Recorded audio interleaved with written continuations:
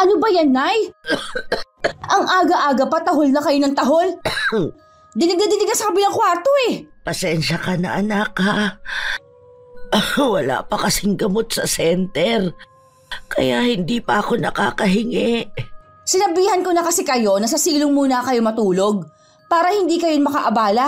Ang tigas naman kasi ng ulo nyo eh. Mainit naman kasi doon at malamok pa. Baka lalo akong dalahitin ng ubo. Ang tandaan nyo na kasi, hindi nyo pa alam kung paano alagaan ang sarili ninyo. Hindi ko naman ginusto na magkasakit eh.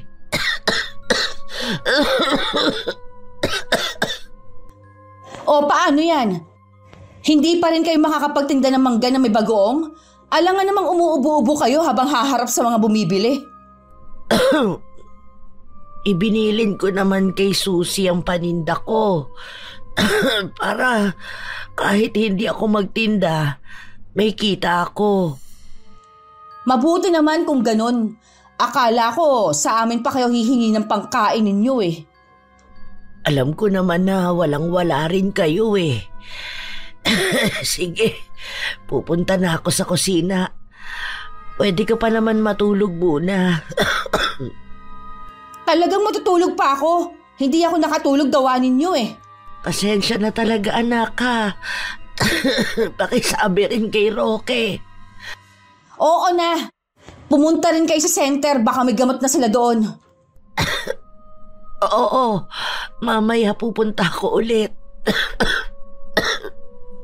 May 1 taon pa lang ako dito sa Maynila. Dahil sa kagustuhan ko na magbago ang buhay ko, lumuwas ako para maghanap ng trabaho. Hindi naman talaga kami naghihirap sa probinsya. Sadya lang talaga na gusto kong makarating sa ibang lugar. Aling Marina, magaling na po ba kayo? Hindi pa rin gumagaling ang ubo ko eh.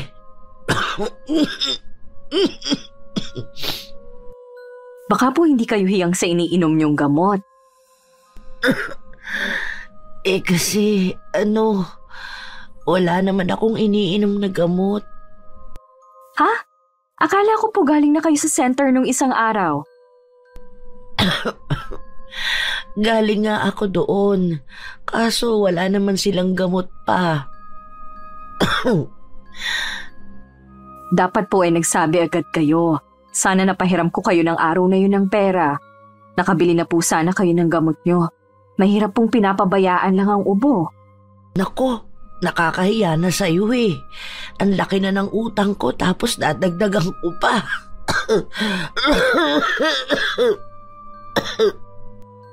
Naku, huwag niyo pong intindihin yon. Hindi naman po ako naniningil eh. Ang bait mo talaga, iha. Sana katulad mo ang mga anak ko. Nandyan po ba ang mga anak nyo? Si Ayla lang at yung asawa niya ang nandyan. Mag-iiwan po ba kayo ulit ng paninda ninyo? Oo, sana. Pasensya ka na, iha, kung sobrang naaabala na kita, ha? Hindi po kayo abala sa akin. Ito nga po pala. Ano to? Utangin niyo po muna para makapagpa-check up na kayo ngayon. Huwag niyo na pong patagalin yan. Naku, hindi ko ito matatanggap, iha. Baka ikaw naman ang kapusin yan. Hindi po ako kakapusin dahil sarili ko lang ang binubuhay ko. Salamat, iha.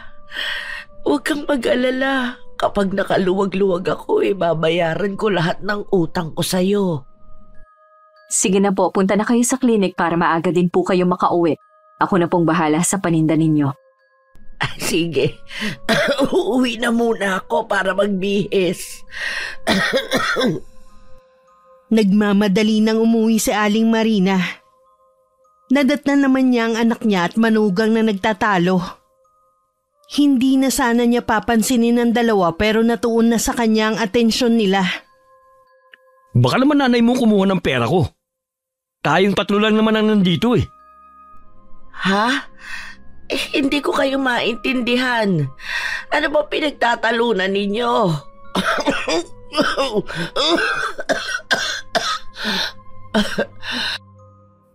Nawawala kasi ang pera nitong si Roque. Kanina lang niya napansin. Huwag niyo akong pinagbibintangan na kumuha ng pera ninyo. Tumanda na ako ng ganito kahit kailan hindi ko ugali na kumuha ng hindi sa akin. 3 lang po tayong nandito sa bahay. Walang ibang kukunan kundi kayo. Baka nakakalimutan mo kung nasaan ka. Kung wala kang tiwala, bakit ka tumitigil sa bahay ko? Bakit galit kagad kayo? Sinong hindi magagalit kung ganyan ang mga salita mo? Ayla, pagsabihan mo itong asawa mo, ha? Bakit kasi hindi na lang ninyo ilabas ang pera para matapos na to? Pati ba naman ikaw, pinagbibintangan ako? Ganyan ba talaga ang tingin mo sa akin, ha? Kailangan namin ng pera na yon. Panghulog namin yun sa motor. Wala akong alam sa pera ninyo. Bahala na kayo. May kailangan pa akong puntahan ngayon. Saan naman kayo pupunta? Magpapacheck up ako ngayon. Saan naman kayo kumuha ng pera? Pinahiram ako ni Susie. Mabuti pa siya, may malasakit sa akin. Patingin nga ng pera nyo. Baka sabi nyo lang yan eh. Kana? Ano ba? Bitiwan mo ko. Ayla, ano ba itong asawa mo? Pera ko yan. Wala kang karapatan na kunin. Sabi ko na nga be, ikaw ang kumuha ng pera ko. Ipinahiram yan sa akin ni Susie. Hindi ko ibibigay ito. Kailangan ko ang pera na ito pampacheck up. Ang tanda mo na sinungaling ka pa rin. Nagsasabi ako ng totoo. Kahit itanong mo pa kay Susie. Kukunin ko ang pera dahil sa akin to. Akin na yan! Ayla! Tulungan mo ako!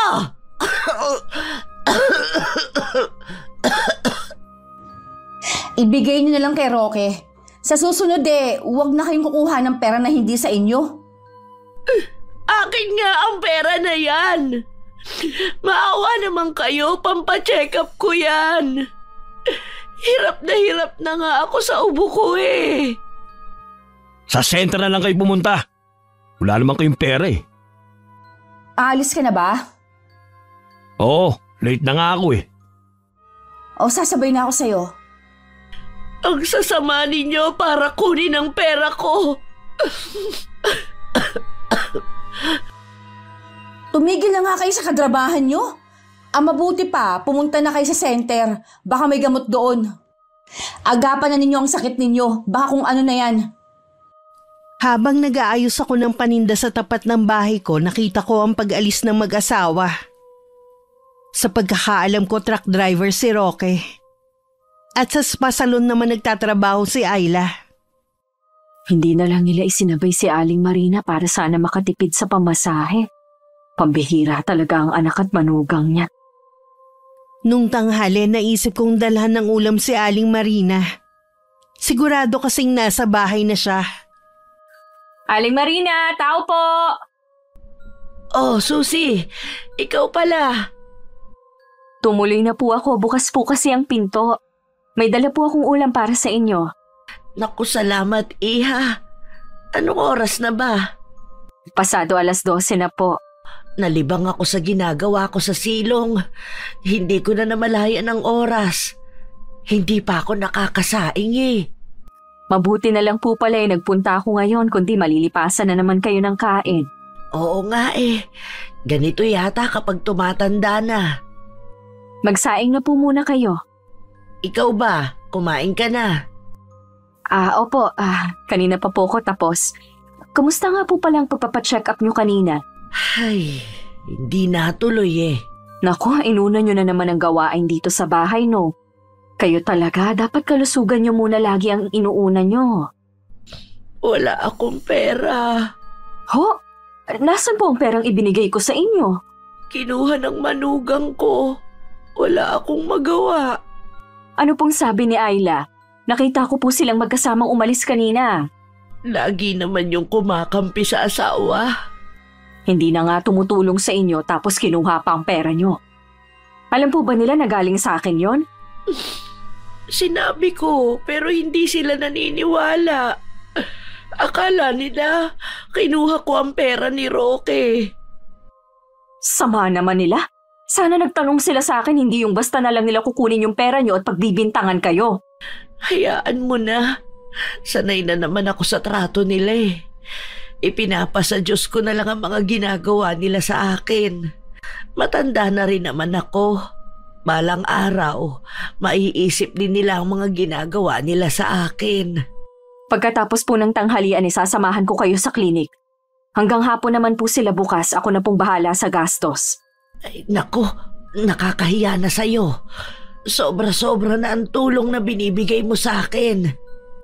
Huwag niyo na pong isipin yon. Ang mahalaga po gumaling na kayo.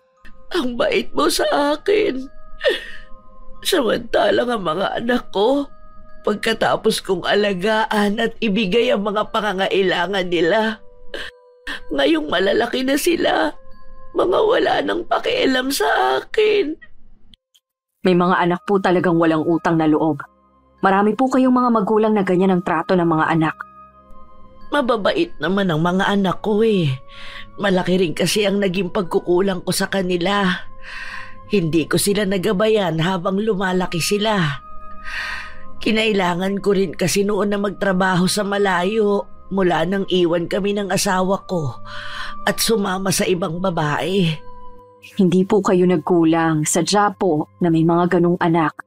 Salamat, Susie ha. Gumaan ang pakiramdam ko dahil nailabas ko ang saloobin ko. Para na kasing sasabog ang dibdib ko eh. Basta po kailangan nyo ng tulong o makakausap, nandito lang po ako. Puntahan nyo lang po ako sa bahay. Matapos makakain ni Aling Marina ng tanghalian, sinamahan ko na siyang magpa-check up. Mabuti na lang pala na agapan. Maaari daw kasi yun mauwi sa tuberculosis. Lalo't mahina ang resistensya ng matanda. Nagbilin lang ang doktor na inumin ang lahat ng gamot. At bumalik sa kanya pagkatapos ng 1 linggo. Dahil gabi na kami nakauwi, kinabukasan ko na lang inabangan ng mag-asawa. Pwede ko ba kayong makausap? Bilisan mo lang at nagmamadali kami ng asawa ko. Sandali lang to. Gusto ko lang sabihin na pera ko yung kinuha nyo kay Aling Marina. Ibinigay ko yun para sana pampa-check up niya. Wala kaming alam sa sinasabi mo. Oo nga, hindi nga namin alam na may pera siya eh. Kinuha nyo na nga yung pera nung matanda, pinagbibintangan nyo pa siya. Tapos ngayon magkakaila kayo.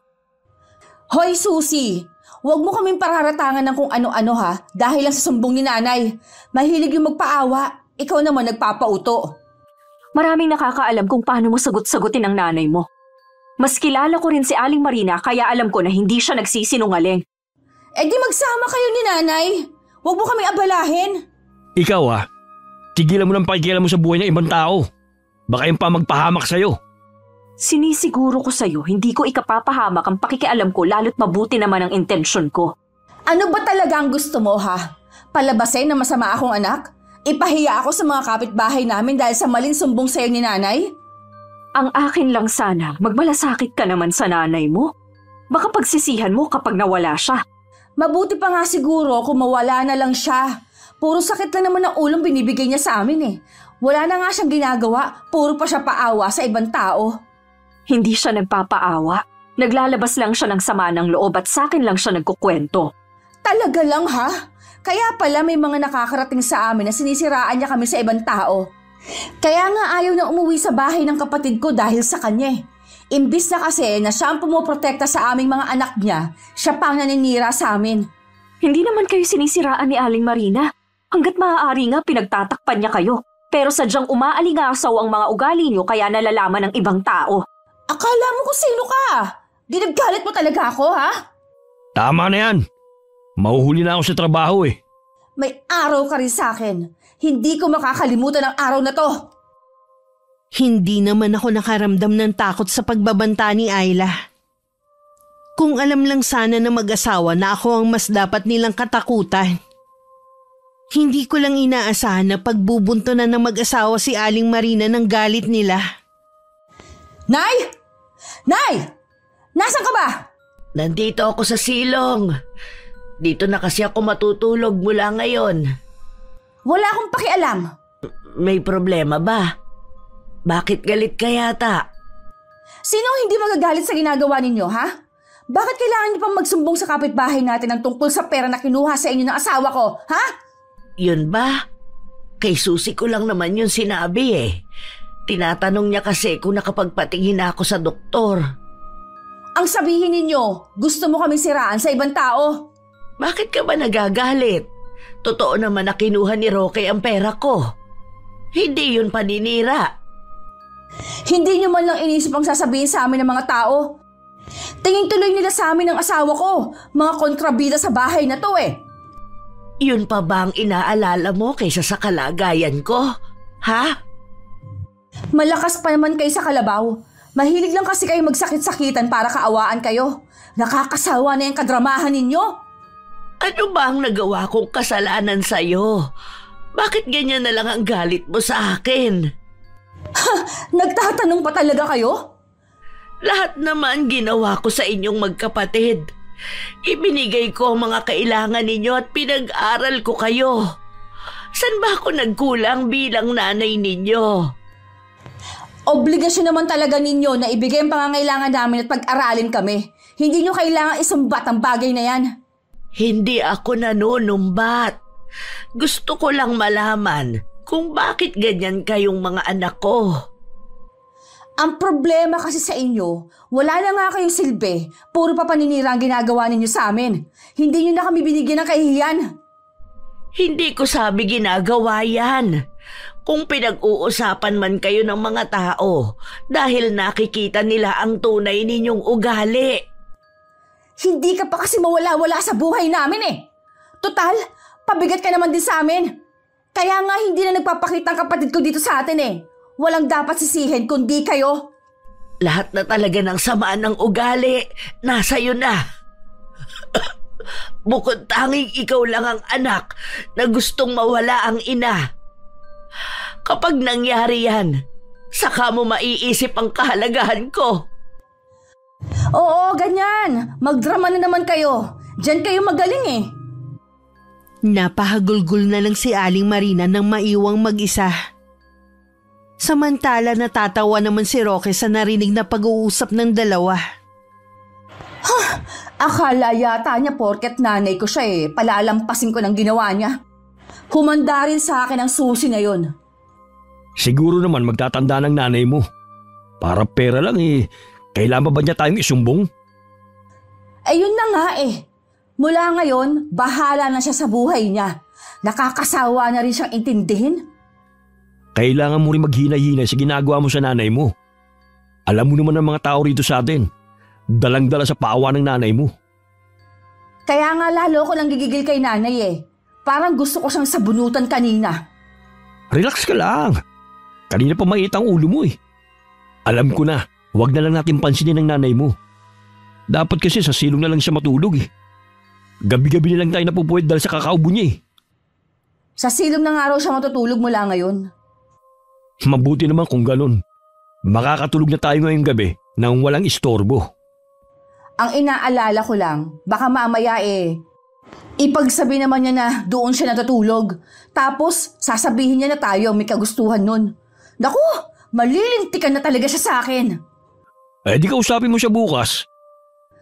Ngayon ko lang naisip na mas mahirap pala magpalaki ng magulang kesa ng anak. Sinabi mo pa. Kaya nga nung kaya ko ng buhay ng sarili ko, umalis na ako sa poder ng mga magulang ko. Ayokong abutan ako ng pagtanda nila. Hindi ko pinangarap na mag-alaga ng mga matatanda, no?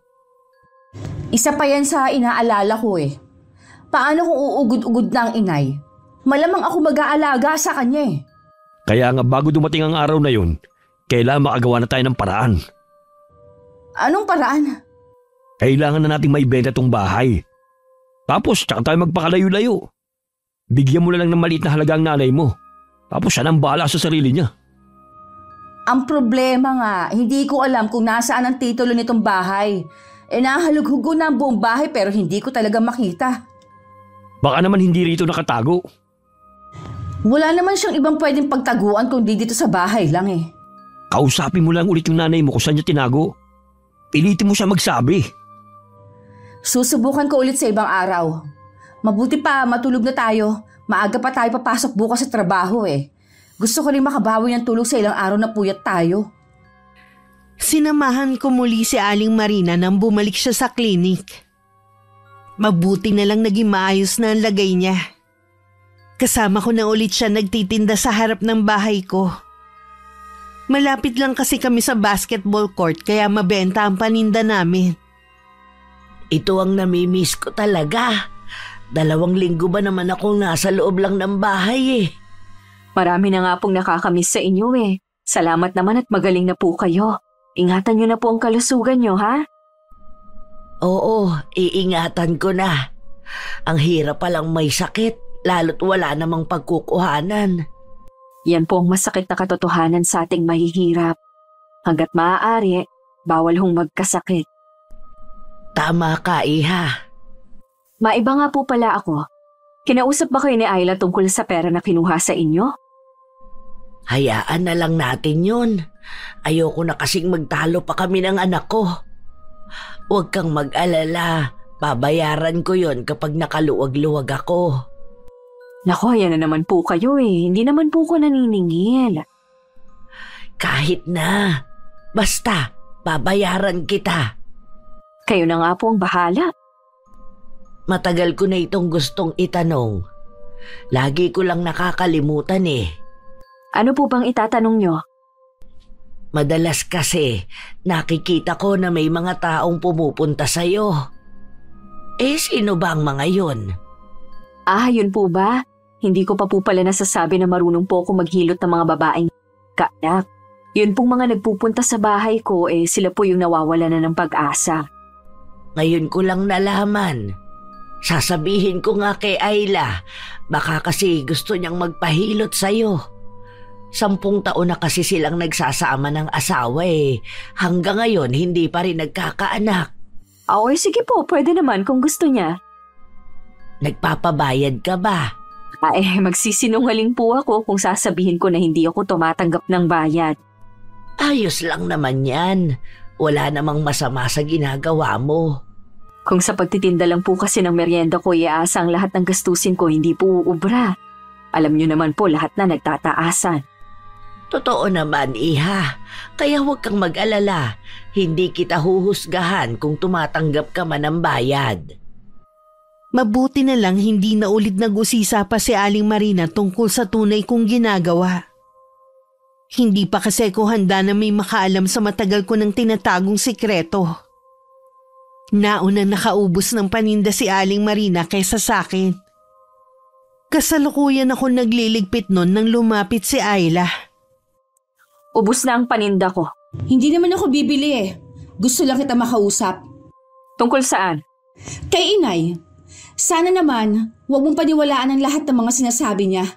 Tapos, ipagkakalat mo sa ibang tao. Yun ba ang tingin mo sa ginagawa ko? Oo, maayos ang pakikisama namin kay Inay. Wala kaming ginagawang masama. Pero dahil nga sa mahilig siya magpaawa para makakuha ng simpatsya sa ibang tao, kami ang lumalabas na masama.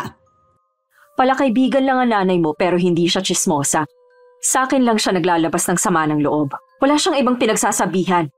Bakit may nakakarating sa akin na hindi daw maganda ang trato namin sa kanya? Tumingin ka minsan sa paligid mo. Kita mo ng dikit-dikit ang mga bahay dito. Natural, maririnig ng ibang pagtatalak mo sa nanay mo. Natural lang sa mag-inang nagtatalo minsan. Binibigyan niyo lang kasi ng ibang pakahulugan. Alam mo, hindi mo kailangang magpaliwanag sa akin. Wala naman akong pakialam sa'yo kundi kay Aling Marina lang. Gusto ko lang siyang tulungan lalo na dito sa maliit niyang negosyo. Sa totoo lang, itong pagtitinda niya, hindi naman talaga nakakatulong sa bayarin sa bahay . Sakto lang sa pagkain niya. Kahit papaano, hindi niya yun iniaasa sa inyo. Teka, yan lang ba sadya mo? Papasok na kasi ako sa loob ng bahay . Gusto ko lang linawin ng ilang bagay. Nasagot ko na siguro ang lahat ng tanong mo. Oo nga pala, payo ko lang. Habang nandyan pa ang nanay mo, mahalin mo na siya. Hindi kasi natin alam kung hanggang kailan lang tayo sa mundong to. Pagpasok sa bahay, inayos ko lang ang mga ginamit ko sa pagtitinda. Tsaka ako naman hinarap ang isa pang pinagkakakitaan ko. Nanaman ako pa sa namayapa kong lola. Gusto ng kliyente ko magdusa sa mahabang panahon ng dati niyang asawa. At hindi sigurong ginawa sa kanya ng lalaki. Sige, dahil malaki ang ibinayad niya, susundin ko ang kahilingan niya. Pagdating ni Ayla sa kanila, nadatnan niya naghahain ng asawa niya. Dahil bagong sahod, bumili na lang sila ng pagkain sa labas. Nang makita ni Aling Marina ang mga pagkain sa mesa, hindi maiwasan na matanda ang matakam. Ang dami namang pagkain. Hindi nyo naman sinabi. Sana hindi na ako nagluto.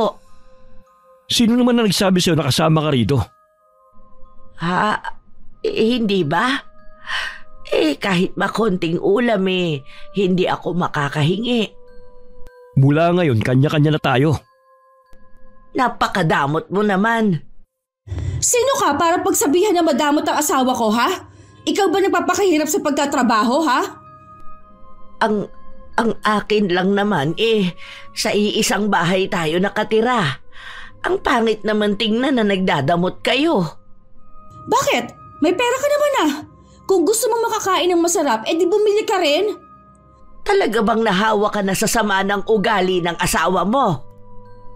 Kayo ang masama ang ugali dito. Ang mabuti pa, doon ka na lang sa silong. Pamulan pa kami ng ganang kumain Babalik na ako sa kwarto ko sa taas. Magaling na naman ako Hindi ka na pwedeng bumalik doon. Mula ngayon, sa silong na ang pwesto mo. Sino ka para pagbawalan ako? Bahay ko ito. Ikaw ang walang karapatan sa pamamahay ko. Kung ganyan din lang ang pag-uugali mo, mabuti pa umalis ka na rito. Huwag mong hintay na ikaw pang palayasin namin dito. Hayop ka! Tama nga talaga ang pagkakakilala ko sa iyo. Walang yakan lalaki ka. Pwede ba, Nay? Doon na kayo sa silong. Huwag niyong ubusin ang pasensya ko. Lagi ka na lang kumakampi sa asawa mo, kahit mali na siya. Natural, dahil asawa ko siya. Ay nako, magdadrama na naman. Mawawalan ako ng gana nito Darating ang panahon. Natatanda rin kayo at mararanasan ninyo ang ginagawa niyo sa aking pagtrato. Nagkulong na lang sa may silong si Aling Marina. Hindi na rin niya ipinilit na makapasok sa kwarto niya sa taas dahil nakapadlock na yun sa labas. Mula rin nun, hindi na siya isinama na mag-asawa sa pagkain. Bakit mo naman kinuha ang electric fan na ginagamit ko? Alam mo naman na mainit sa silong dahil walang mga bintana. Hindi ako ang kumuha nun. Huwag nga kayong basta magbibintang. Kung hindi ikaw, malamang si Roque. Tsaka ano bang inireklamo ninyo? Hindi naman kayo nagbabayad ng kuryente Mahina lang naman ang nakukonsumo ko sa kuryente. Pinagdadamutan niyo pa ako. Kung puro na lang kayo reklamo, mabuti pang umalis na lang kayo sa bahay na to. Ako pa talaga ang paaalisin mo sa sarili kong pamamahay. Talaga bang hindi mo na ako kinikilala bilang nanay mo? Bakit? Kailan ba kayo naging ina sa amin ng kapatid ko, ha? Nakalimutan mo na ba ang mga sakripisyo ko sa inyo? Nagtiis akong magtrabaho sa malayong lugar para sa inyo. Kung yun ang ikinagagalit mo, hindi ko ginusto yun. Walang ina na gustong mawalay sa kanyang mga anak. Nanunumbat na naman kayo Akala nyo naman dahil doon masasabi ng mabuti kayong ina. Wala ka pa kasing anak, kaya hindi mo ako kayang intindihin. Tama na nga, inay. Sa totoo lang, rinding-rinding na ako sa kadramahan ninyo sa buhay. Kung inaakala mo na sa ginagawa mo sa akin, mapapaalis niyo ako sa sarili kong pamamahay, nagkakamali kayo. Aalis lang ako kapag malamig na akong bangkay. Tignan na lang natin kung makakatagal kayo. Nitong mga huling araw, napapansin ko na parang wala sa sarili si Aling Marina. Maliban doon, bumabagsak din ang katawan niya. Para tuloy siyang mas tumanda sa totoo niyang edad. Oh, ano ito, iha? Nakita ko po kasi yan sa palengke. Naisip ko po na bagay sa inyo yan. Napansin ko po kasi na mahilig kayo sa bulaklakin na blouse.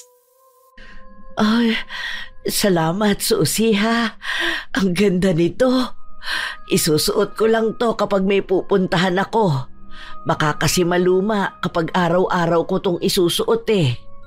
Salamat naman po at nakita ko na kayong umiti. Ilang araw ko na po kasing napapansin na matamlay kayo at malalim ang iniisip. May problema po ba kayo? Hindi ko na kasi alam kung paano kami magkakaayos ni Ayla. Araw-araw na lang kasi kaming nagtatalo. Ako, nalulungkot naman po ako sa nangyayari sa inyo ni Ayla. Hindi ba niya naiisip na may karma ang ginagawa niya sa inyo? Kaya siguro hindi siya mabiyayaan ng anak eh. Lagi na lang siyang kumakampi sa asawa niya. Kahit noon pa po ay hindi ko na gustong manugang niyo. Mabigat po ang loob ko sa kanya, parang hindi gagawa ng mabuti. Pareho tayo ng nararamdaman kay Roque. Hindi ko nga alam kung ano ang nakita sa kanya ni Ayla. Ganun po yata kapag nagmamahal, nagiging bulag. Ikaw ba, Iha? Nagmahal ka na ba dati? Opo, pero hindi po ako tanga kaya iniwan ko siya.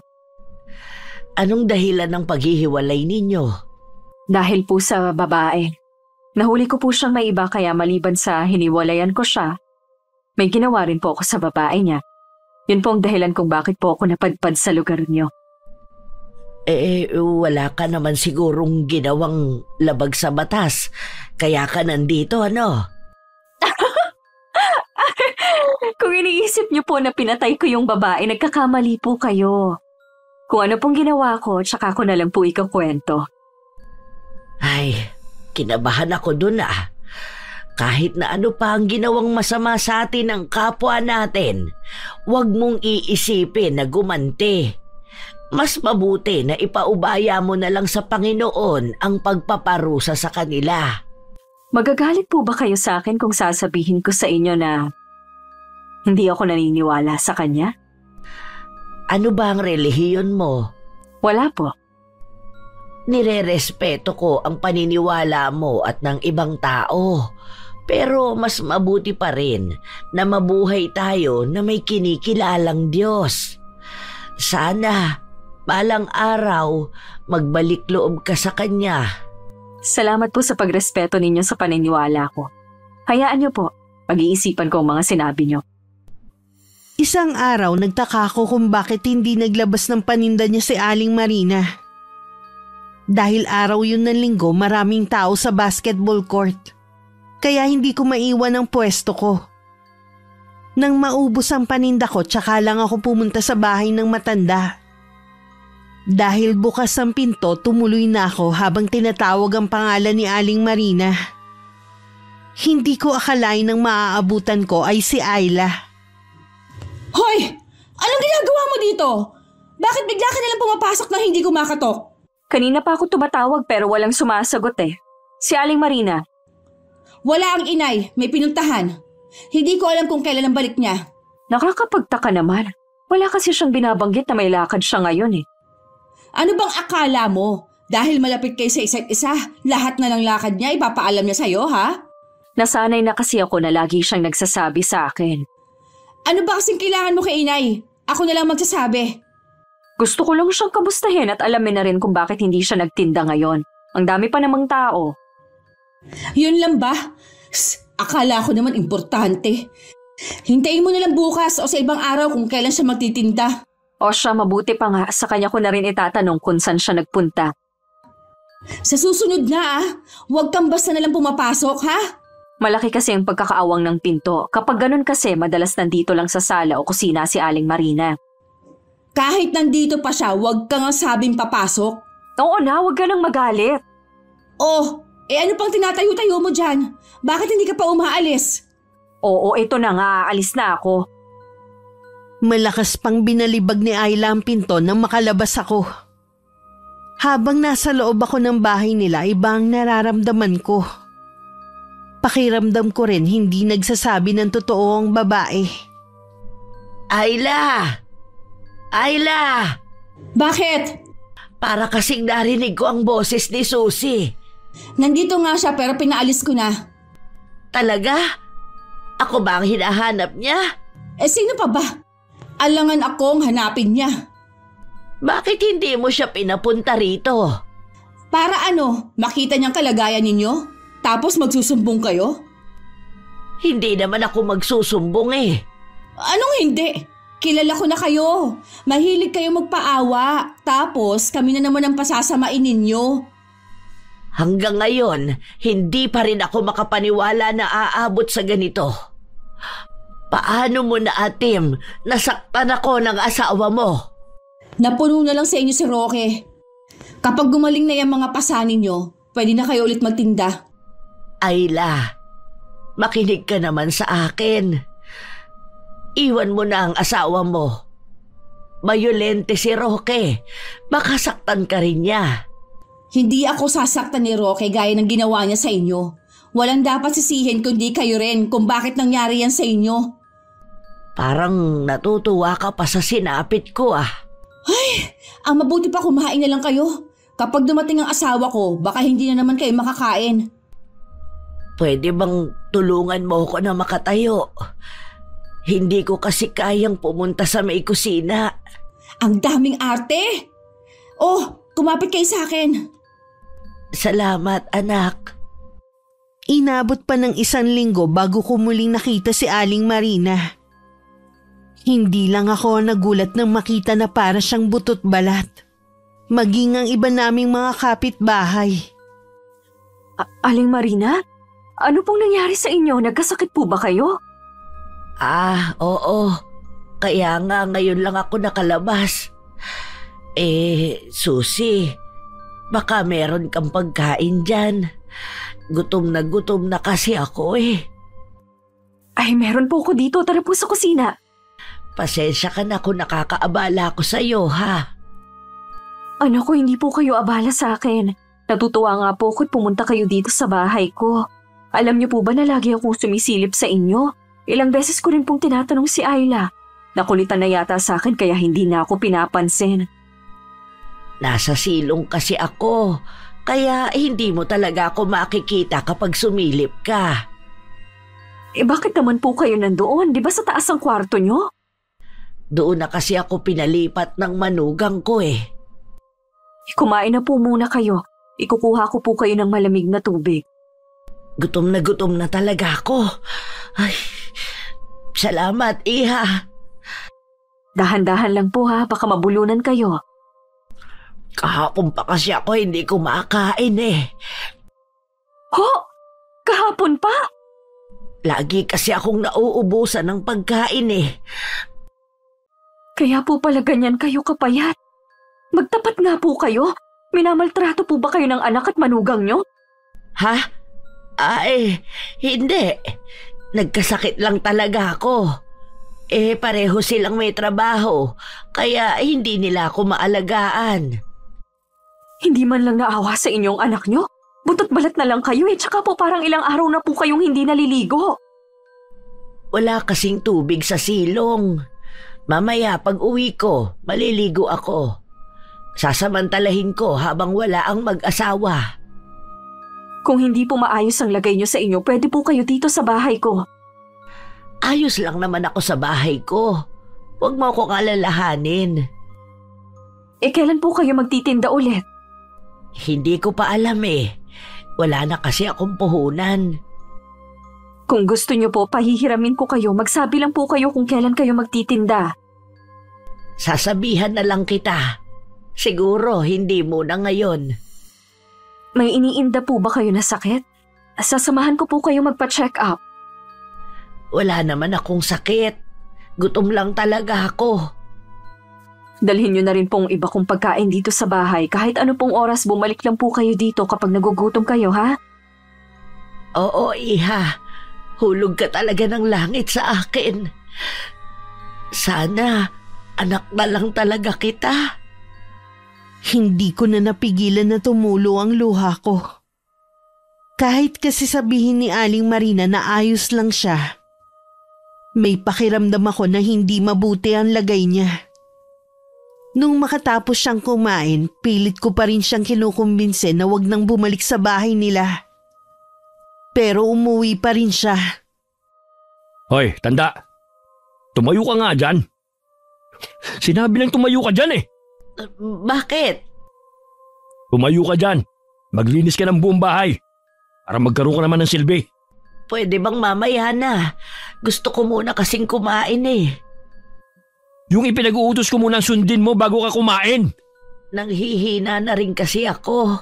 Wala na akong lakas. Nagmamatigas ka pa ha? Halika dito! Bitiwan mo ang braso ko! Aray! Maawa ka sa akin, Roque! Hayan! Umpisa mo rito ang paglilinis. Sa kwarto lang ako. Paglabas ko mamaya, kailangan malinis na ang sahig. Kontratuhin mo ako. Para kang walang ina. Tama na nga yung drama mo. Kung gusto mong kumain, sumunod ka na lang. Paano ako makakapaglinis nito kung wala akong lakas? Pwes gamitin mong natitira mong lakas. Umpisahan mo na! Panginoon ko, bigyan niyo pa ako ng sapat na lakas para makayanan ang lahat ng nangyayari sa akin.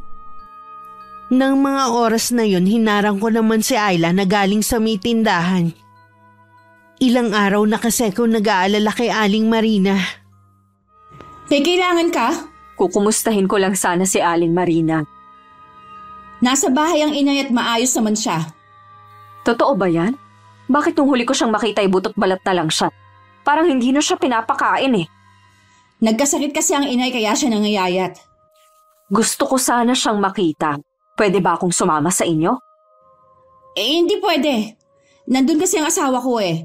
Ayaw nun na merong nagpupunta kapag araw ng day off niya. Bakit siya kailangan masunod? Hindi naman siyang may-ari ng bahay yan. Asawa ko si Roque, kaya may karapatan na rin siya sa bahay na yun.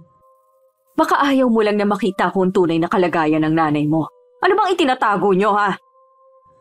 Ang kapal naman ng mukha mo para pag-isipan kami ng masama. Itong tatandaan mo ha, oras na malaman ko na minamaltrato niyo si Aling Marina, irereklamo ko kayo sa barangay. Di gawin mo, huwag ka puro dada. Siguraduhin mo lang na kaya mong patunayan yung sinasabi mo dahil kung hindi, ikaw ang irereklamo namin. Sa tingin mo masisindak mo ko ha? Bakit ba kasi ang hilig mo makialam sa buhay namin ha? Sa nanay mo lang ako may pakialam. Hindi ko maintindihan naman sa iyo kung bakit nagagalit ka sa nanay mo samantalang napakabait naman niya. Lahat ng mga taga rito kasundo niya. Bukod tanging ikaw lang ang hindi na anak pa naman niya. Wala kang pakialam. Wala talaga akong pakialam sa'yo. Yun naman pala eh. Bakit nakaharang ka pa rin sa daraanan ko? Ang mabuti pa, tumabi ka na dyan. Hindi pa ako tapos sa'yo ah. Kung hindi mo na kayang mahalin at alagaan ang inay mo, bukas ang bahay ko para sa kanya. Bakit ko naman ipauubaya sa iyong nanay ko ha? Dahil ako lang ang tunay na nagmamahal at nagmamalasakit sa kanya. Pwes, hindi mo makukuha ang inay ko. Binabalaan kita, Ayla. Oras na malaman ko na meron kayong hindi magandang ginagawa kay Aling Marina. Kung hindi man kayo natatakot na mapabarangay, sa akin mismo kayo matakot. Oo na, nakakatakot ka na. Sige lang, tawanan mo ko. Sa akin pa rin ang huling halakhak. Tinitiyak ko yan sa'yo. Salamat sa oras mo. Sana naman tumigil ka na sa pakikialam sa amin. Baliw na yata ang babaeng yun. Ano kayang pinakain ng inay sa kanya at labis ang pagmamalasakit ng babaeng yun sa kanya? Pagka-uwi, naabutan ni Ayla ang kanyang ina na nasa tapat ng basurahan sa kusina. Naghahalongkat ang matanda ng tira-tirang pagkain. Nay? Anong ginagawa niyo dyan? Gutom na kasi ako, anak. Maawa ka sa akin. Bigyan mo ko ng makakain. Sige po, bibigyan ko kayo ng tinapay. Tumayo na kayo dyan. Salamat, anak. Wala na talaga akong lakas. Hindi ko pa nga maumpisahan ang ipinapagawa sa akin ng asawa mo eh. Natutumba na kasi ako. Heto po ang tinapay. Tubig na lang po ang inumin ninyo. Pwede mo ba akong pakainin ng kanin mamaya? Yun kasi ang gusto ko. Kung meron pong matitira, sige bibigyan ko po kayo. Ikaw naman yata ang magluluto. Damihan mo ang sinaing. Alam niyo naman na nagagalit si Rocky kapag sobra-sobrang sinasaing ko. Mahal kasi ang bigas ngayon eh. Kung may matira, ipapakain ko sa inyo. Maawa ka naman sa akin, anak. Konting panahon na lang ang ilalagi ko sa mundong ito. Sana naman maramdaman ko ang pagmamahal mo sa akin. Hayan na naman kayo sa drama niyo eh. Hindi ako nagdadrama lang. Hirap na ako sa kalagayan ko. Eh kung ganon, bakit hindi niyo pa sabihin kung nasaan ang titulo ng bahay na to? Yun pala ang dahilan. Kaya ninyo ako pinapahirapan. Anong plano ninyo? Ibenta ang bahay na ito at pagkatapos, itatapon ako sa labas. Bibigyan naman namin kayo eh, para makapagsimula kayo. Tama nga ako. Balak niyong ibenta. Hindi ka ba nag-iisip, Ayla? Ito na lang ang tanging maipamamana ko sa inyo ng kapatid mo kung sakali. Eh kung ayaw niyo po makipagtulungan, bahala po kayo. Kahit anong pagpapahirap pa ang gawin ninyo sa akin, hindi ko ituturo kung nasaan ang titulo. Makikita rin namin yun. Kung kinakailangan, baliktarin namin ang buong bahay.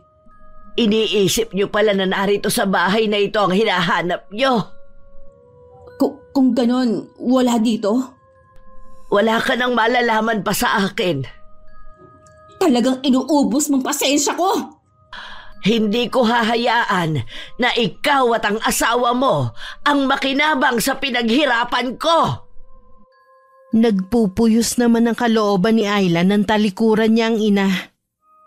Nagkulong na lang muna siya sa kanyang kwarto. Habang iniisip kung saan pwedeng itago ng ina ang titulo.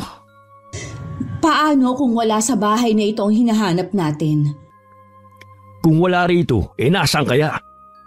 Posible kayong nakatago sa ibang lugar?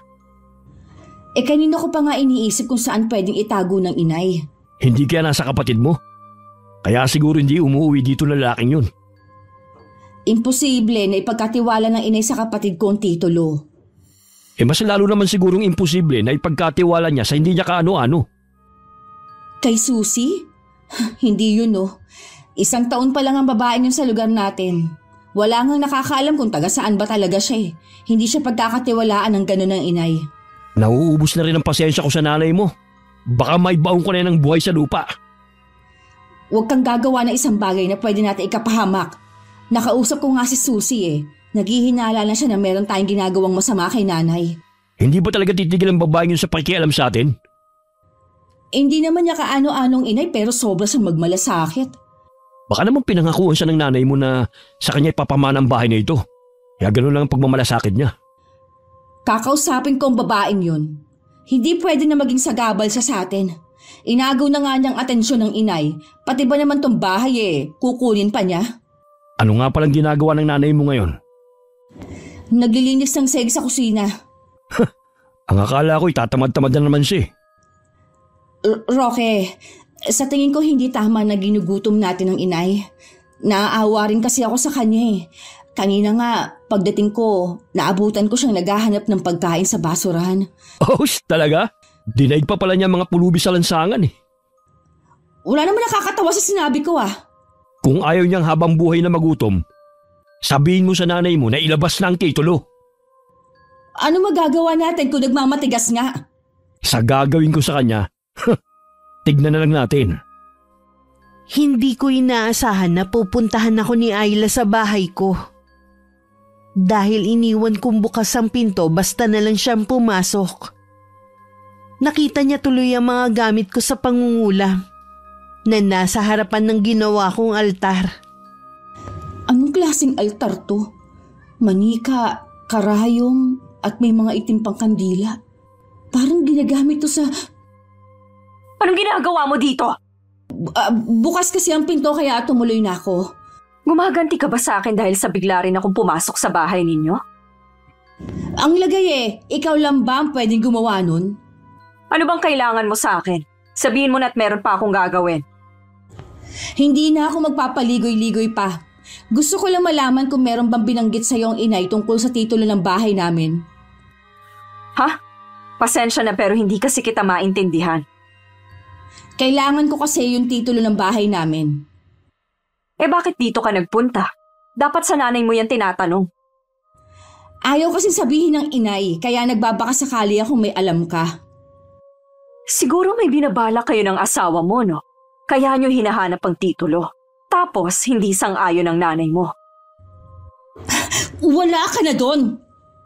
Kung ako sa'yo, wag mo nang ituloy ang plano. Hindi mo kailangang umayon lagi sa asawa mo. Isipin mo naman ang nanay mo. Makikinabang rin naman siya kung sakali Paano siya makikinabang kung hindi nga siya sang-ayon? Mukha ngang wala kang alam. Sayang lang ang pagpunta ko dito.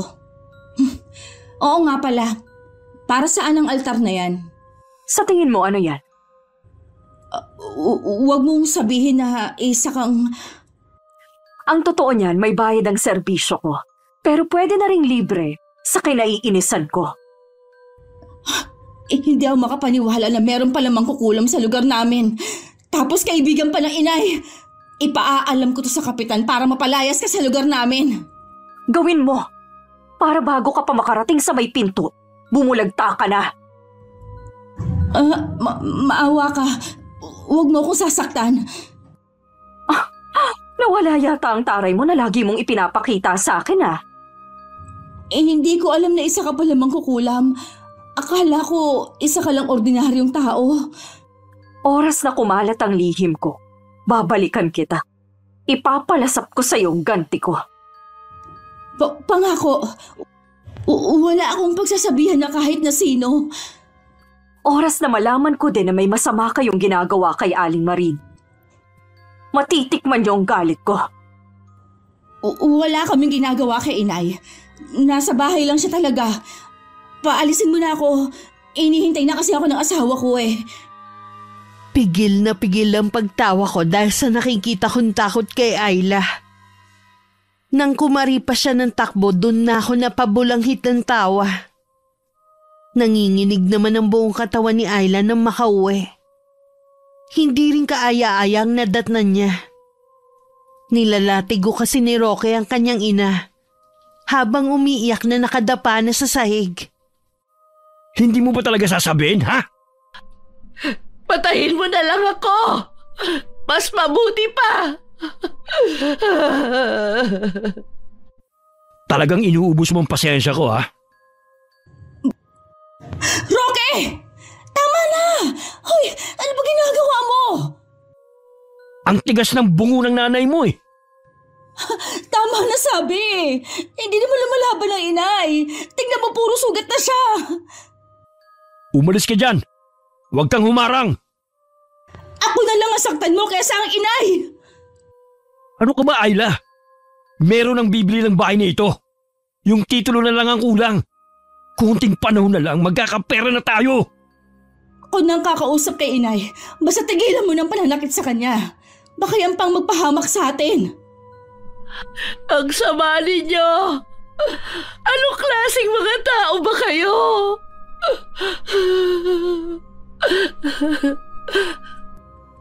Huwag na po kayo sumagot, Nay. Paano kung hindi mo makumbinsi ang nanay mo? May iba pa naman sigurong paraan. Basta tigilan mo ng pananakit sa kanya. Ayla, demonyo ang asawa mo. Iwanan mo na siya. Malabo yung sinasabi mo. Kung gusto kong iwan ang anak mo, sana noon pa. Mabuti pa po dalhin ko na kayo sa silong. Hindi man lang tumulong si Roque sa pagdadala sa biyanan sa may silong.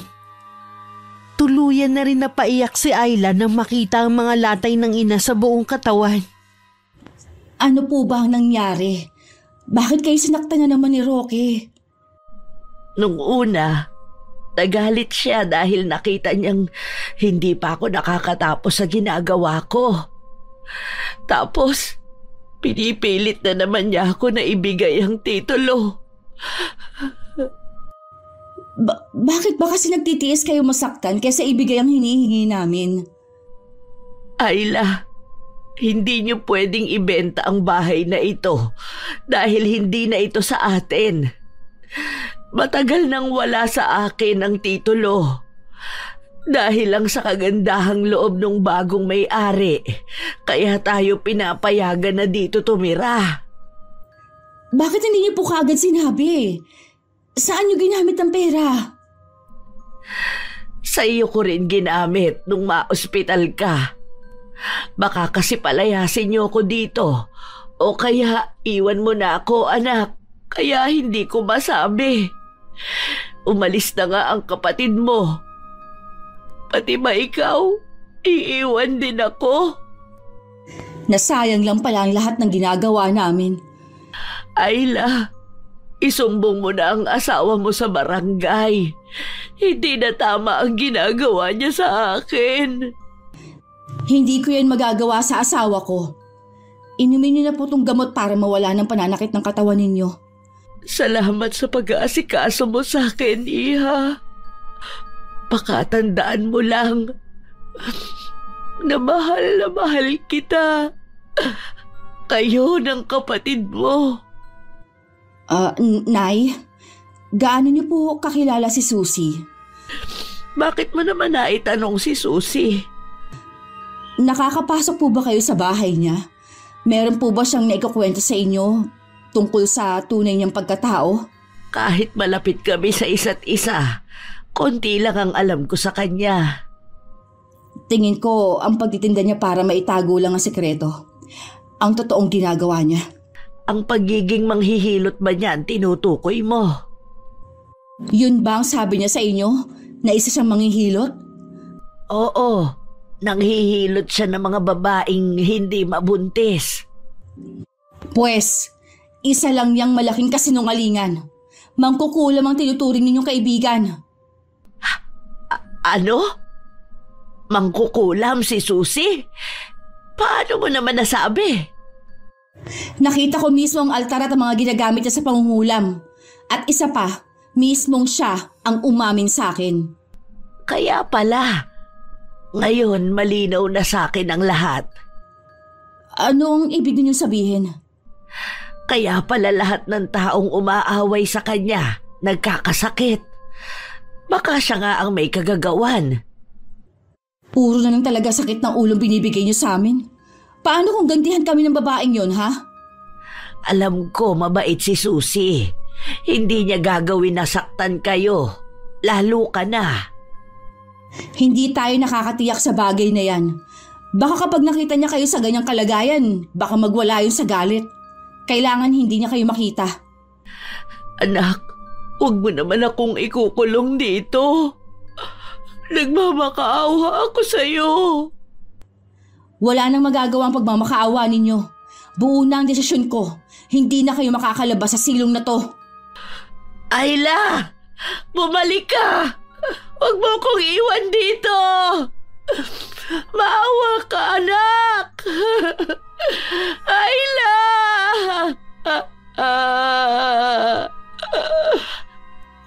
Sinabi rin ni Ayla sa asawan tungkol sa natuklasan niya sa akin. Nung una, hindi naniniwala si Roque. Pero sa huli, nakumbinsi rin siyang nagsasabi ng totoong asawa. Anong gagawin natin ngayon? Kaya nga ikinulong ko muna sa silong ang inay. Hindi dapat siya makalabas ng bahay. Puro na lang kamalasan na nangyayari sa atin. Buwisit na matanda na yan. Sa dami ng pwede niyang kaibiganin, isa pa talaga mangkukulam. Hindi rin naman alam ng inay. Ako lang nagsabi sa kanya. Kita mo naman kung paano magmalasakit ang babae sa nanay mo. Kapag nakita niyang puro pasa at sugat ang matandang yon, sigurado hindi siya magdadalawang isip na kulamin tayo. Ayoko pang mamatay, Ayla. O di kayo magkaroon ng malubhang karamdaman na hindi mapapagaling ng doktor. Pareho lang naman tayo eh. Kailangan hindi na sila magkita ng nanay mo kahit na kailan. Aalisin natin ang inay dito? Saan naman natin siya dadalhin?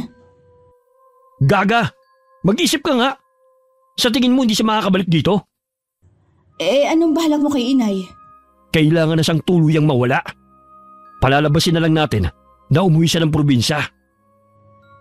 Ibig mong sabihin, papatayin mo ang inay? Oo! Kesa naman mapahamak tayo. Wala na nga tayong napala sa bahay na ito eh. Makukulang pa tayo ng babaeng yun. Hindi ko kayang gawin yun kay inay. Hindi ako kriminal. Ngayon ka pa naawa sa nanay mo? Samantalang kung sagot-sagutin mo siya noon eh, parang hindi ka sa kanya lumabas. Iba naman yun kesa sa patayin siya. Wala na tayong pagpipilian. Kesa naman tayong mapahamak. Kung bakit pa kasi natin minaltrato ang inay. Sana, hinayaan na lang natin siya. Kung tutuusin, hindi naman talaga siya nakakaabala sa atin eh. Magsisi ka man, huli na. Pumayag ka man o hindi sa plano ko, itutuloy ko pa rin to. Ilang araw nang hindi pinapakain at dinadalhan ng tubig ng mag-asawa si Aling Marina. Dinadalahit na rin ng ubo ang matanda. At may pagkakataon na sumisigaw na siya sa matinding gutom na nararamdaman. Ilang gabi na akong hindi nakakatulog dahil sa walang habas sa pagsigaw ng inay. Naaawa na ako sa kanya. Alam ko gutom na siya at nauuhaw. Hayaan na lang natin siya mamatay sa gutom. Kesa naman madungisan pa ang mga kamay ko. Hindi ka ba nakukonsensya ha? Hindi. Pareho lang naman tayong walang konsensya eh. Kung naaawa ka, sige, pakawalan mong nanay mo. Kapag nagsumbuyan kay Susie, ikaw ang uunahin niya. Pwede naman natin sigurong pakiusapan ng inay na huwag tayong isumbong. Sa dami ng paghihirap ng inay mo sa mga kamay natin, mas gugustuhin pa rin niya na makaganti sa atin. Para na kasi akong babangungutin eh. Ang mabuti pa, umalis ka muna ng bahay. Hindi ko nga maintindihan kung bakit ka umalis ng trabaho mo eh. Wala ka tuloy mapaglibangan. Saan naman ako pupunta kung sakali? Bahala ka. Kung saan mo hindi maririnig ang mga sigaw ng nanay mo. Saan ka pupunta? Matutulog muna. Puyat din ako eh. Ay, mabuti ka pa. Nagagawa pang matulog. Nang pumasok na ang asawa sa kwarto, pinuntahan na lang ni Ayla sa silong ang ina. Naawa naman siya sa kalagayan nito. Nakaupo na lang sa sahig at naliligo sa sariling dumi. Umiiyak naman at tumingala sa kanya ang ina. Anak, kahit ilang butil lang ng kanin at patak ng tubig, bigyan mo na ako. Hindi po pwede, Nay. Mananagot ako sa asawa ko kapag binigyan ko kayo. Gutom na ako. Maawa ka naman sa akin. Pasensya na po talaga, Nay. Sana hindi ko na lang kayo binuhay na magkapatid. Lalo ka na. Ikaw din pala ang papatay sa akin. Hindi ko naman po kagustuhan to eh. Wala lang akong ibang pagpipilian. Kesa naman kami ang mapahamak ni Roque. Bakit hindi mo pa ako patayin? Kesa naman pinapahirapan mo pa ako. Ganun ba katindi ang galit mo para parusahan mo ako ng ganito? Mahal ko po kayo, Nay. Kaya lang po. Natatakot ka sa pwedeng gawin ni Susie sa inyo? Oo. Mabuti pang kayo na lang ang magsakripisyo kesa naman kami pa. Magtagumpay man kayo na mawala ako, gaganti pa rin sa inyo si Susie. Masyado niyong minamaliit ang kakayahan niya. Malakas ang pakiramdam ng mga tulad niya. Sigurado ako, humahanap lang siya ng tiyempo. Kung ako sa inyo, gawin mo na ang tama kesa mahuli ang lahat. Hindi yan totoo! Hanggat nakakulong kayo dito, ligtas kami sa kanya. Ikaw ang bahala kung ayaw mong maniwala sa akin. Pakiusap lang na sana wag na kayong sumigaw. Sisigaw ako hanggat gusto ko.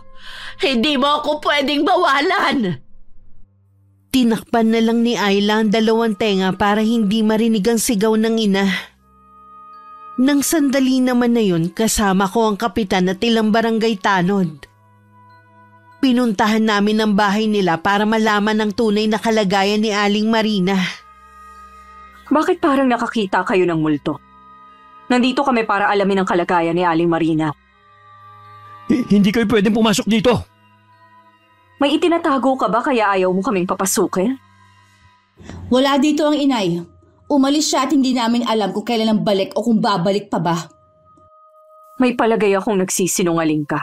Kung ako sa'yo, ilalabas ko na ang nanay mo. Hindi ka ba talaga makaintindi? Sinabi nang wala dito ang inay. Maniniwala lang ako kapag nahalughog na namin ang buong bahay. Pakialamera ka talagang babae ka. Hindi mo ba alam na pwede namin kayong kasuhan? Gawin mo! Pero oras na makita namin si Aling Marina, kayo ang kakasuhan namin. Ipilit mo yung gusto mo at malalaman ng mga taga rito iniingatan mo sikreto. Sa tingin mo matatakot mo ako, ha? Sige na, Kapitan. Hanapin na natin si Aling Marina. Sinabi nang wala siya rito! Subukan niyo lang talagang pumasok! Tatawagan ko yung kakilala kong pulis. Mabuti pa nga na mabigyan sila ng leksyon. Tulungan niyo ako! Tulong! May tao ba dyan? Nandito ako sa silong! Tulungan niyo ako! Si Aling Marina! Nasa may silong siya, Kapitan! Kayong dalawa, umpisa pa lang naaamoy ko ng pagiging sinungaling niyo. Sinabi nang hindi kayo pwede... Baka gusto mo pa ng isa pang sampal para matauhan ka. Kalunos-lunos ang itsura ni Aling Marina na naabutan namin sa may silong. Nanlilimahid ang matanda at gula-gula nitong suot na damit. Masangsang na rin ang amoy na nagmumula rito. Namumutla at kinakapos sa paghinga. Agad namin siyang dinala sa ospital. Habang si Kapitan tumawag ng mga pulis para ipahuli ang mag-asawa. Sabi ko na nga ba, ililigtas mo ako. Bakit ngayon ka lang? Patawarin niyo po ako kung nahuli ako. Ang importante po ay ligtas na kayo. Parang impyerno ang lugar na yon. Hindi ako makapaniwala na magagawa yun sa akin ng anak ko at manugang. Sadya po talagang may mga taong sagad hanggang butong kasamaan. Anong mangyayari sa mag-asawa? Dinampot na po sila ng mga pulis. Bagay lang po silang mabulok sa kulungan. Naaawa pa rin ako kay Ayla. Dahil sa asawa, pati siya nadamay. Wala pong kwenta ang anak niyong yon. Hinayaan niya kayong makulong at gutumin sa lugar na yon. Anong klase siyang anak? Walang utang na loob. Hiling ko na lang na pagsisihan niya ang mga ginawa niya. Aling Marina, maiwan ko muna kayo. Nandito na po si Dr. Mendez, may kailangan lang po siyang gawing pagsusuri sa inyo. Babalik na lang ho ako mamaya. Huwag po kayo mag-alala, meron pong nagbabantay sa inyo. Maraming salamat sa iyo, Iha. Bumalik ka agad dito. Mas panatag kasi ang loob ko kapag nasa tabi lang kita. Opo, babalik ako agad. May mahalaga lang po akong aasikasuhin. Pagkagaling sa ospital, tumuloy na ako sa presinto kung saan nakakulong ang mag-asawa. Hindi ako hinarap ni Ayla. Si Roque naman ay mayabang pang humarap sa akin. Akala mo siguro magtatagal ako rito, no? Para sabihin ko sa'yo, inaasikaso na ng padrino kong paglaya namin. Makakaalis ka talaga dito na malamig ng bangkay. Anong ibig mo sabihin? O bakit naburangiti mo sa labi? Hayop ka! Anong pinaplano mo, ha? Nakuha mo na matandang yun. Tantanan mo na kami! Sa tingin mo kaya palalampasin ko ginawa mo kay Aling Marina? Alam ko ang sikreto mo. Magkasundo tayo. Mananahimik kami pero wala kang gagawin sa amin. Hindi ko ugaling makipagkasundo kahit kanino. Teka. Hindi mo ba alam na may balik yung mga ginagawa mo? Alam ko, pero nakahanda na ako sa pwedeng mangyari sa akin. Susie, sabihin mo kung anong dapat namin gawin para hindi mo ituloy yung balak mo. Gusto ko pagdusahan yung ginawa niyo kay Aling Marina. Gusto ko magdusa din kayo kagaya niya. Kung kinakailangan luluhod kami sa harapan niya, pangako, magbabago na kami ni Ayla. Kanina lang na pagdating ko, napakayabang mo. Bakit ngayon parang nabahag na ang buntot mo? Nakalimutan ko kasi na ano ko eh.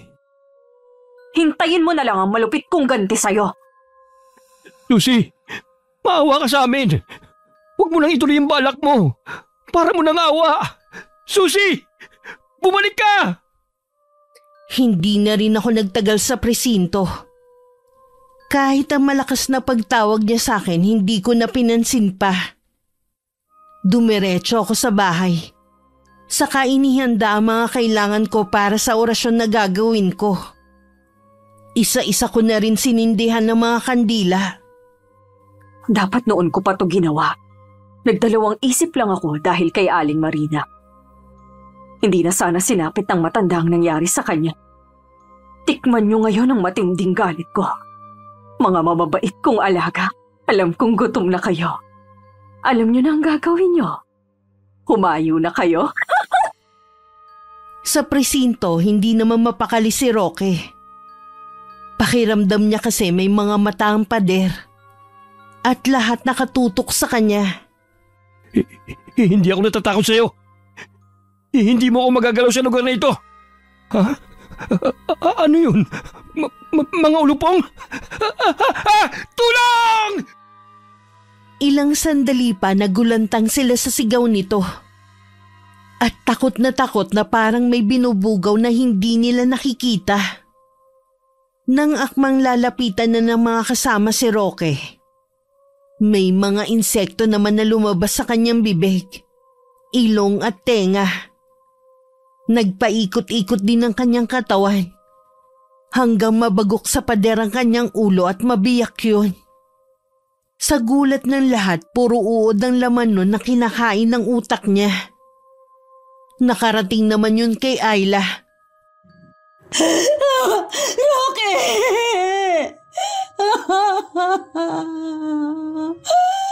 Bakit mo ko iniwan? Nagsisiguro kung nabarang siya. Si Susie ang may gawa sa kanya nun. Ako na ang isusunod niya. Nanatili pa sa ospital si Aling Marina ng 1 linggo. Sa tulong ng mga mababait naming kapitbahay, tulong-tulong kami na binayaran ng pagpapa-ospital sa kanya at maging ang pagbili ng mga gamot. Maraming salamat sa iyo, Iha, at sa mga kapitbahay natin na tumulong sa akin. Malaki ang utang na loob ko sa inyo. Unti-unti na ring bumabalik ang lakas ko. Huwag niyo pong alalahanin yon. Marami pong nagmamahal sa inyo. Hanggang ngayon nga po nagpapaabot pa ng tulong sa inyo. Susie, nabalitaan ko nga pala ang nangyari kay Roque. Alam ko na ikaw ang nasa likod ng nangyari sa kanya. Nagtataka lang ako kung bakit hindi mo rin ginantihan si Ayla. Hindi ko po itatanggi ang bagay na yan. Alam ko naman po na alam niyo na ang sikreto ko. Hindi ko na po siya dinamay dahil sa inyo. Ayoko pong malungkot kayo kapag may masamang nangyari sa kanya. Salamat, Iha, at hindi mo siya sinaktan. Hindi ko rin gusto ang ginawa mo kay Roque, pero hindi na natin maibabalik ang nangyari. Kailangan ko na rin pong umalis sa lugar na to sa lalong madaling panahon. Saan ka naman pupunta? Uuwi na po ako sa probinsya namin. Marami na po kasing kumakalat na balita tungkol sa akin sa lugar na to. Yung iba hindi naniniwala, meron namang naniniwala. Alam ko pong si Ayla ang nagpapakalat nun. Gusto ko sanang kausapin siya para tumigil na sa kanyang ginagawa. Gusto ko rin naman na magkaayos kami. Pwede po pala kayong tumira sa bahay na to hanggat gusto nyo. Mas gusto ko sanang sumama sa'yo kung ayos lang. Sa totoo lang, para na kitang anak. Kung meron man akong gustong makasama, ikaw yun. Talaga po? Sasama kayo sa akin? Oo naman, kahit saan pa. Mas panatag kasi ako kung lagi lang kitang katabi. Sige po, sumama kayo sa akin. Magbabagong buhay po tayo malayo sa lugar na ito. Nang araw na yun, pinuntahan namin sa dati nilang bahay si Ayla. Hindi siya makatingin sa akin ng diretsyo at parang takot pa rin. Ano ang ginagawa niyo dito? Gusto lang kasi kitang makita sa huling sandali. Aalis po ba kayo? Oo, sasama na ako kay Susie. Gusto ko lang makasiguro na maayos ang lagay mo. Paano magiging maayos ang buhay ko kung pinatay ng babaeng yan si Roque? Tanggapin mo na lang na wala na siya. Ayusin mo na rin ang buhay mo. Mag-isa na lang ako sa buhay. Pati kayo iiwan na rin ako. Patawarin mo ko, anak, kung mas pinili kong lumayo kasama si Susie. Naniniwala naman ako na kakayanin mo ang mag-isa. Kapag maayos na ang lahat, magkita tayo. Nay, napatawad niyo na po ako. Oo naman, lagi kang mananatili sa puso ko. Kayo ng kapatid mo. Kailanman, hindi ako nagalit sa inyo. Sana kayo rin. Alisin niyo na ang galit sa puso ninyo. Salamat po. Kung hindi ko na talaga kayo mapigilan, mag-iingat na lang po kayo. Hihintayin ko na lang po kung kailan kayo babalik. Ikaw rin. Kalimutan na natin ang nakaraan. Yun lang ang tanging paraan para lahat tayo makausad. Susie, patawarin mo rin sana ako sa mga nasabi ko sa'yo dati. Inaamin ko, nagselos din ako sa pagiging malapit ninyo ng inay. Kalimutan na natin ang nangyari. Ingatan mo sana ang inay saan man kayo pupunta. Makakaasa kang iingatan ko ang inay mo. Aalagaan ko siya, higit pa sa sarili ko. Mahigpit pa nagyakap ang mag-ina na parehong umiiyak. Kinabukasan naghanda na kami ni Aling Marina sa pag-alis namin.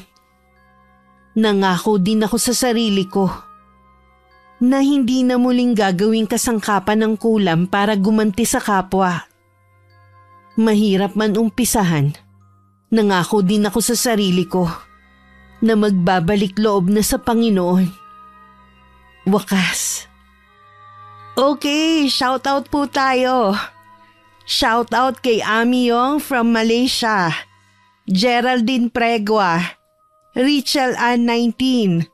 Hello kay Roslyn Piquero, Julius Del Loro from Cavite, Romblas Ay from Samar, Rosalina Bugayong from Singapore, Jonalyn Paulable, Elizabeth Pamintuan from Pampanga, kay Kimberly Caballero from Muntinlupa, Genevieve Suco from Singapore, hi kay Rhea Pendon, RJ Channel 2352 from Hong Kong, kay Monet Rivera from Taytay Rizal, Odessa Lejano from Singapore, Maris Channel from Hong Kong, hello kay Archie from Bangonay, Habonga, Agusan del Norte, kay Bacolod Marilu Maru from Madridejos, Bantayan Island, Reyna Selulang from Binangonan sa tahian ng HB Apparel.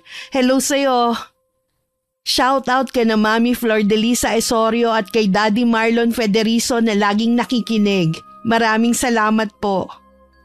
Shout out din sa Mongkok Girls sa Hong Kong, Mabel de los Santos ng Halahala Rizal, Irene Flores, Rojen Unabia from Bacolod City, Laika Joy from New Zealand, Keng Solomon Vintar from Ilocos Norte, Michelle Bangayat ng Macau, Joy Erasmo from Cavite, Melrose Demate from Malaysia, hello kay Mary Jane Gonzalez from Kapalonga, Camarines Norte, at happy birthday kay Vicky Toleroro mula sa ate mong maganda na si Jane.